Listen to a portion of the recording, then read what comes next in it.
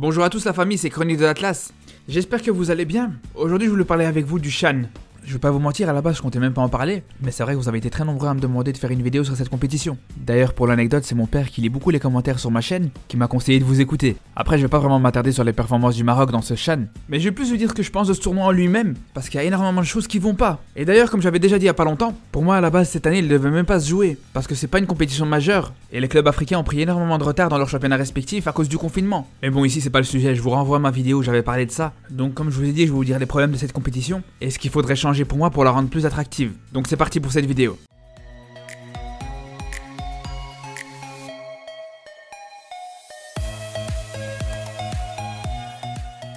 Bon, c'est vrai que de base c'est une compétition qui pourrait être vraiment intéressante. Et d'ailleurs pour rappel pour ceux qui sont pas au courant, en fait le CHAN c'est quoi? C'est une coupe d'Afrique avec des joueurs qui jouent seulement dans leur pays respectif. C'est comme si par exemple on avait une équipe de France avec que des joueurs français qui jouent en Ligue 1. Donc bien sûr on va pas se mentir, ça pourrait être intéressant. Mais déjà le premier problème avec ce championnat d'Afrique des Nations, c'est que ça va intéresser seulement les personnes qui suivent le football local africain. Et ça on va pas se mentir, c'est pas vraiment utile. Parce que ce qui aurait pu être intéressant, c'est que ce soit une compétition qui attire justement les gens à suivre ce football africain. C'est pour ça que pour moi je pense que les équipes nationales qui y participent, elles devraient avoir le droit d'utiliser 2 ou 3 joueurs qui jouent en Europe, qui auraient en dessous de 23 ans par exemple. On va dire que ça serait comme pour les Jeux Olympiques, mais dans le sens inverse. Et là tout le monde serait gagnant, que ce soit les clubs, qui pourraient mettre leurs joueurs en valeur en leur faisant jouer ce genre de compétition internationale, mais aussi le joueur en lui-même.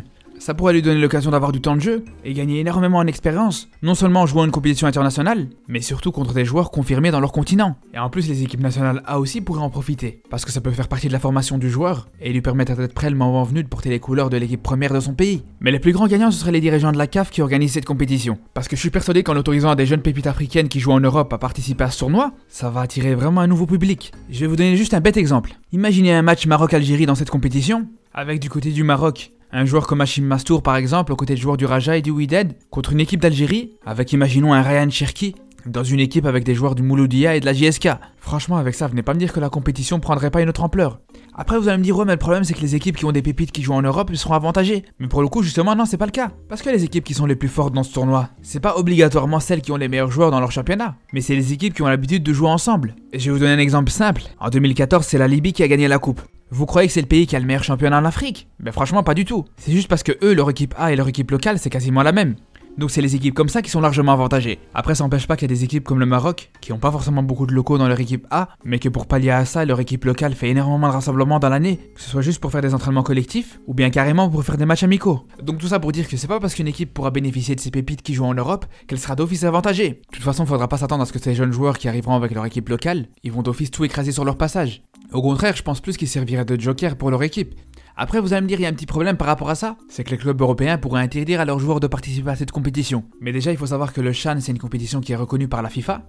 Donc rien que pour ça les clubs pourraient être obligés de laisser partir leurs joueurs. Mais en plus même s'ils n'étaient pas obligés, franchement imaginez un joueur qui a pas de temps de jeu, qui est quasiment pas utilisé avec l'équipe première de son club, et qui aurait besoin de prendre de l'expérience. Dites-moi juste comment le club pourrait refuser de le laisser partir. Au contraire justement des fois, on voit des joueurs en Europe qui sont vraiment appréciés par le coach, mais à cause de leur manque d'expérience, l'entraîneur veut pas risquer de lui donner du temps de jeu, par peur qu'il fasse perdre un match à son équipe. C'est d'ailleurs pour ça qu'un club va souvent décider de prêter un jeune joueur. Et d'ailleurs ça serait pas la seule fois où on verrait les clubs laisser partir leurs joueurs pour plusieurs semaines en pleine saison.